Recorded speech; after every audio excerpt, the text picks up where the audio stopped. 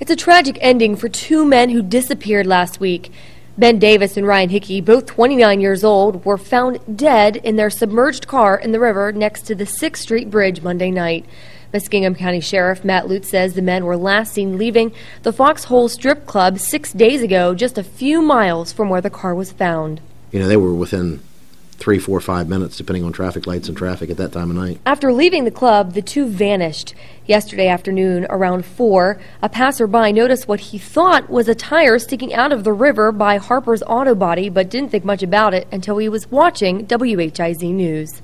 At about 11 p.m., they watched the news, saw the missing person investigation, kind of put 2 and 2 together and made the report to the local law enforcement.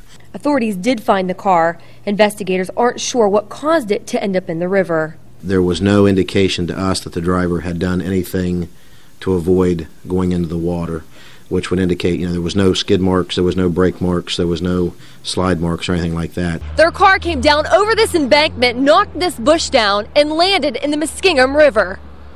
By the time they roll over and go in upside down, you're very disoriented.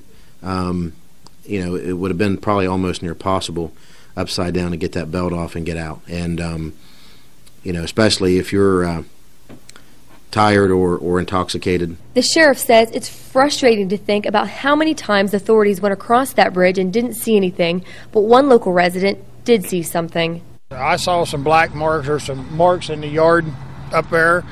About a week or so ago, I seen some marks, and I never paid any attention. Sheriff Lutz says he is considering 3 reasons for the fatal accident: alcohol, fatigue, or medical issue.